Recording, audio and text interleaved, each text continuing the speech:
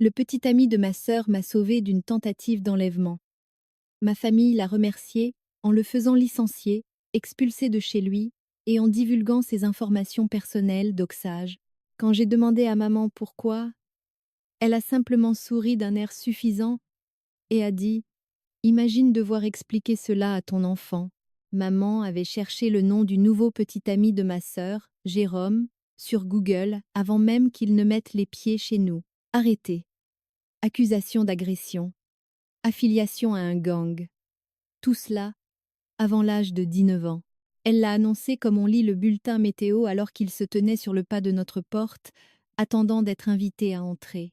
Il venait de Riverside, cette partie de la ville où les informations nous disaient de ne pas aller après la tombée de la nuit. L'oncle Brendan a lancé une vérification d'antécédents. Maman a changé nos serrures le soir même. Les amis de papa ont commencé à passer tous les jours, mentionnant nonchalamment leur collection d'armes à chaque fois que Jérôme venait en visite. Ils l'obligeaient à manger sur le porche pendant que nous dînions à l'intérieur, le voyant encore dire les grâces devant son repas froid. Jérôme portait 2 portefeuilles, un avec son argent, un autre à donner s'il se faisait braquer. Il appelait cela la taxe de Riverside. Il envoyait un SMS à quelqu'un avant d'entrer dans notre quartier et gardait sa localisation activée en permanence. Il ne s'est jamais plaint quand maman obligeait ma sœur à s'asseoir à l'autre bout de la pièce loin de lui. Il n'a jamais bronché quand les partenaires de golf de papa demandaient à ma sœur si elle se sentait en sécurité. Il cumulait 3 emplois. Il a réparé notre clôture pendant que nous dormions. Il apportait des courses que personne n'avait demandées. Chaque vendredi, je le regardais remettre une enveloppe à quelqu'un à l'arrêt de bus. J'ai supposé que c'était de l'argent pour de la drogue. Tout le monde l'a supposé. Puis il y a eu l'incident avec Jeffrey. Mon ex me harcelait depuis que je l'avais ignoré. Ce mardi-là, lui et 3 amis m'ont coincé après les cours. Personne ne me manque de respect, disait-il en me traînant vers sa voiture. Jérôme est apparu de nulle part. Laisse-la partir, Jeff. Jeff a ri. Et qui va m'y obliger? Jérôme a sorti son téléphone. Ton cousin Ray dirige le programme pour les jeunes au centre communautaire de Riverside. On l'a suivi ensemble. Il a composé le numéro. Ray? Ouais, c'est Jérôme. Ton neveu est ici et fait de mauvais choix. L'équipe de Jeff s'est volatilisée instantanément. Mes parents ont explosé. Connexion avec les gangs. Il avait menacé des enfants. Ils ont déposé des plaintes auprès de ses 3 employeurs. L'ami de papa, un capitaine de police, a fait arrêter Jérôme 4 fois cette semaine-là, affirmant qu'il correspondait à des descriptions de suspects. Ils ont forcé ma sœur à rompre avec lui publiquement à la cafétéria du lycée. Elle sanglotait pendant qu'il hochait simplement la tête avant de s'en aller. Les pertes d'emploi ont été rapides. D'abord l'entrepôt qui a dit: Nous ne pouvons pas avoir de criminels ici. Puis le restaurant. Les parents menacent de boycotter. Enfin, l'entreprise de nettoyage. L'assurance ne couvre pas les employés à haut risque.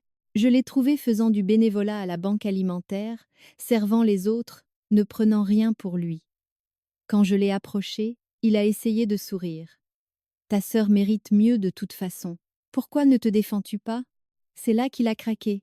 Défendre quoi? J'ai un casier. C'est vrai. Je viens de Riverside. Je ne peux pas changer ça. Mais pourquoi as-tu été arrêté? Il a détourné le regard. Mon petit frère avait 12 ans. Des plus grands l'ont payé pour vendre des barres chocolatées à l'école. L'argent venait d'un braquage. Quand les flics sont arrivés, sa voix s'est brisée. Tu sais ce que la prison pour mineurs fait aux enfants comme lui? Petit, sensible. Il n'aurait pas survécu une semaine. J'ai compris. Alors tu as pris la responsabilité à sa place. J'avais 15 ans. J'étais grand pour mon âge. Je pouvais encaisser. Il s'est levé. Tes parents n'ont pas tort. Elle mérite quelqu'un qui n'a pas de bagages. J'ai trouvé ma sœur ce soir-là, serrant une petite boîte. À l'intérieur se trouvait la photo d'une bague de fiançailles.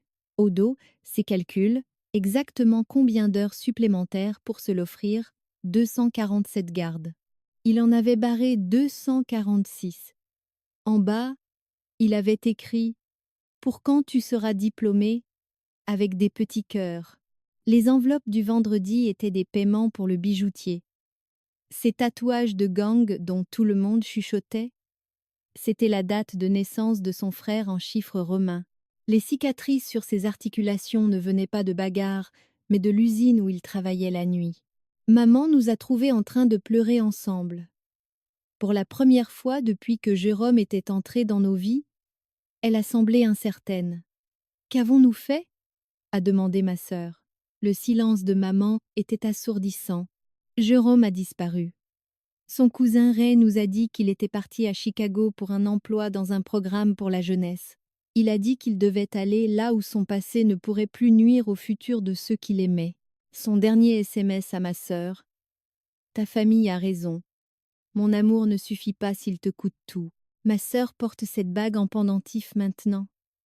Maman ne lui demande plus de l'enlever. Parfois, je la surprends à la fixer.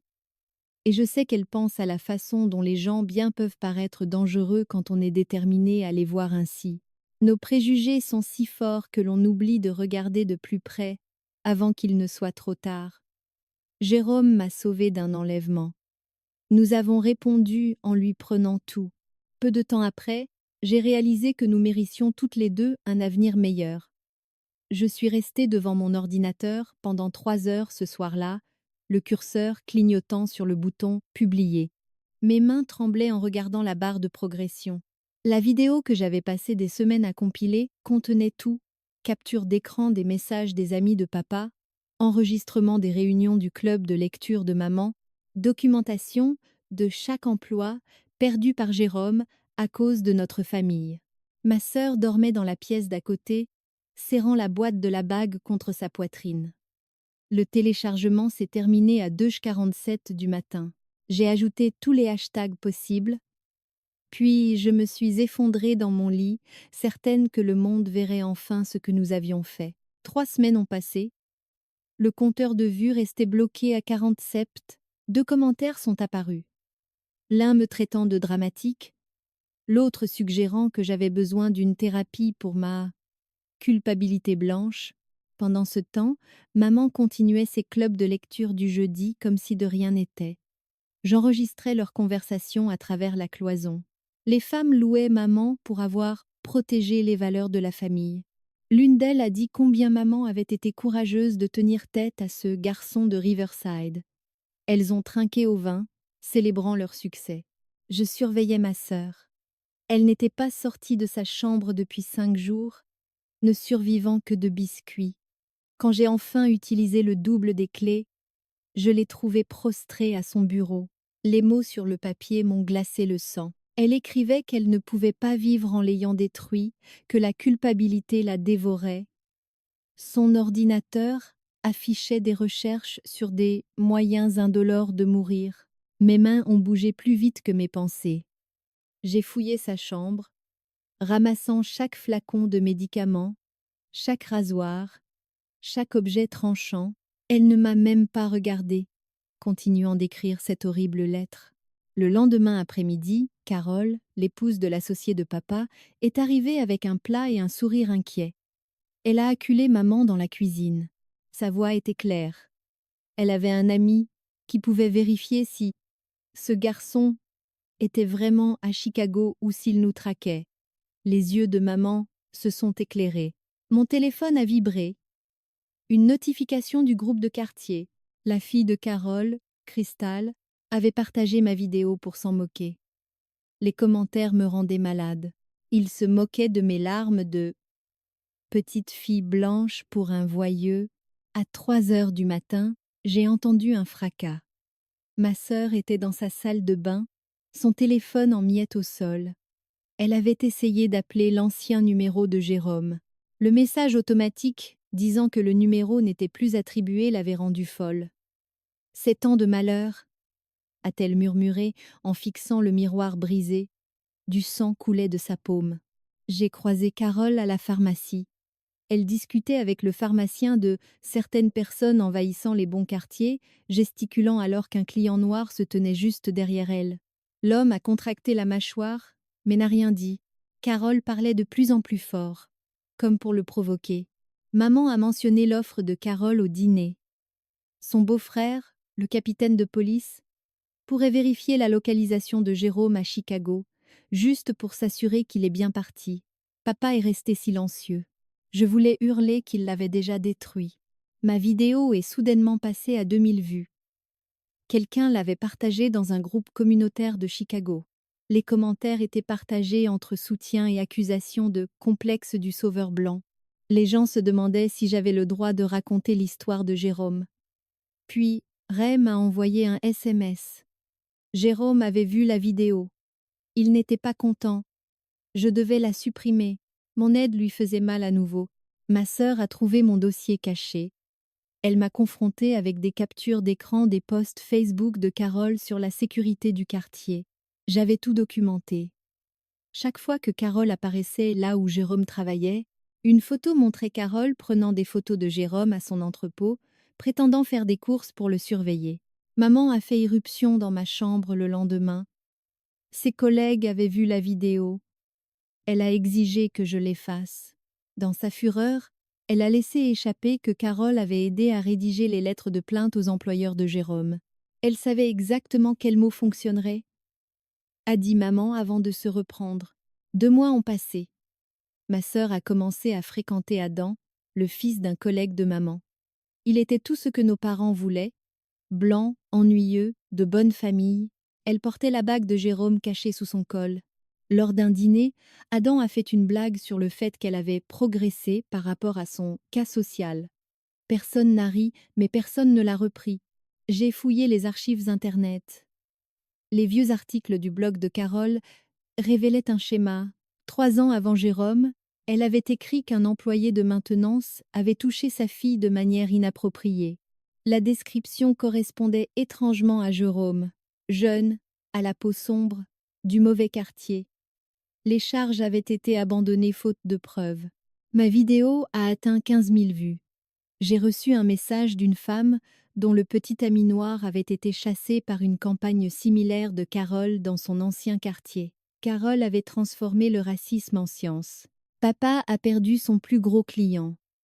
L'homme a mentionné cette vidéo sur votre famille raciste.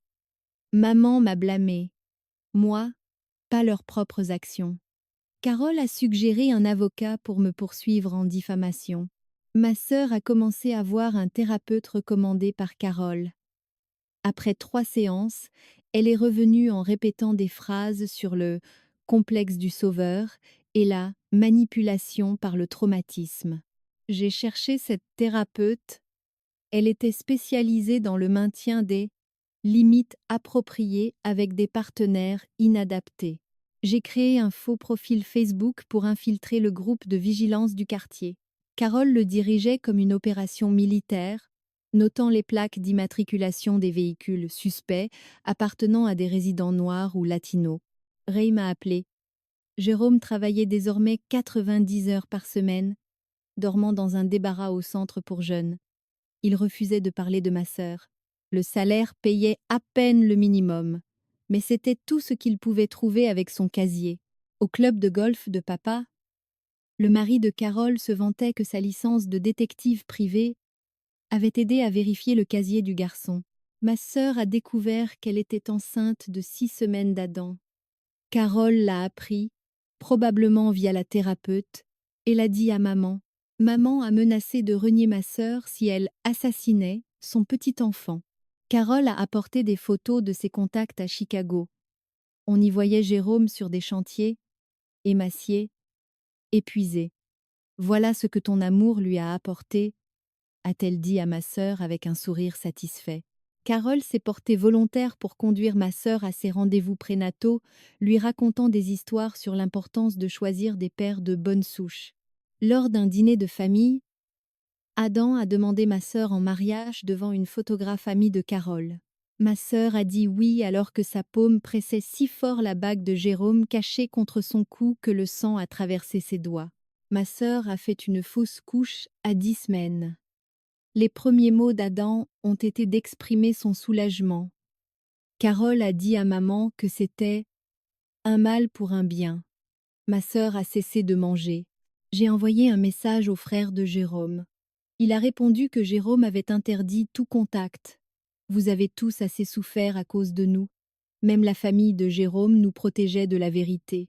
Ma vidéo a stagné à 23 000 vues. Mon adresse personnelle a été divulguée. J'ai reçu des menaces de mort.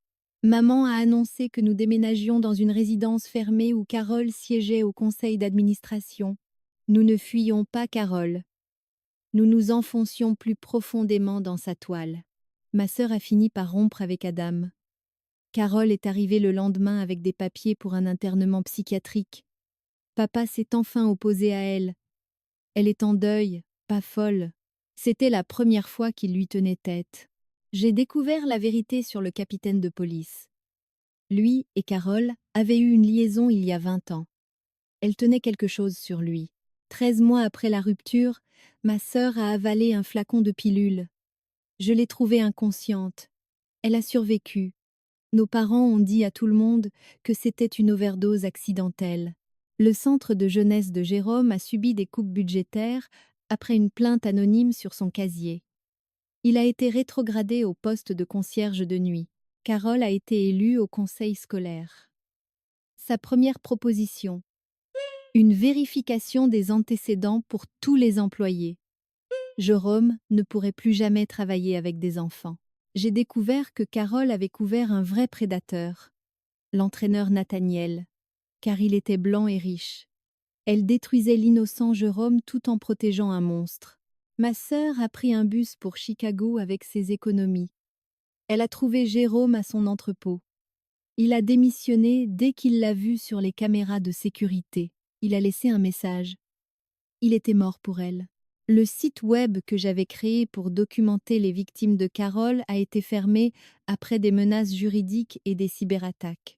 Maman a essayé de s'opposer à Carole lors d'une réunion, et Carole a répondu en faisant auditer l'entreprise de papa par le fisc. Papa a dû hypothéquer la maison auprès de la société de prêt de Carole pour survivre. Nous étions enchaînés financièrement. Ma sœur est retombée enceinte de Jérôme lors de son voyage. Elle a caché sa grossesse jusqu'au 5e mois. Maman a exigé qu'elle avorte, alors ma sœur est partie avec 2 valises. Je l'ai trouvé vivant dans sa voiture derrière un supermarché. Jérôme a appris pour la grossesse. Brisé par le stress post-traumatique, il ne pouvait pas revenir, mais il a envoyé 500 $ anonymement.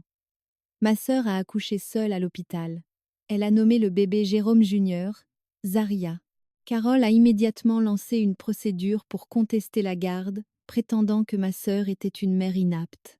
Maman a fini par choisir son petit-fils. Elle a visité ma sœur en secret, ce qui lui a coûté sa place dans son cercle social. Carole a fini par être inculpée pour chantage et fraude, mais ses avocats ont réduit les charges à un simple délit. Elle a été condamnée à l'assignation à résidence dans son manoir. Papa a fait faillite. La maison a été saisie par la société de Carole. Mes parents ont emménagé dans un petit appartement dans un quartier pauvre. Maman nettoie désormais les maisons des femmes qui assistaient à son club de lecture. Jérôme n'est jamais revenu. Il a créé un fonds d'études pour son fils, mais a demandé à n'avoir aucun contact jusqu'à ce que l'enfant ait 18 ans, laisse-le grandir sans le poids de ce que nous étions. 5 ans plus tard, j'ai publié un livre sur le réseau de Carole. Ma sœur élève Jérôme Junior, seul, lui disant que son père était l'homme le plus courageux du monde, celui qui les aimait assez pour partir, afin de les protéger. Nous avons détruit quelque chose de magnifique parce que nous n'avons pas pu voir au-delà de nos préjugés. La vérité tragique est que Jérôme avait raison depuis le début. L'amour ne suffit pas quand les systèmes sont conçus pour le broyer, nous l'avons prouvé.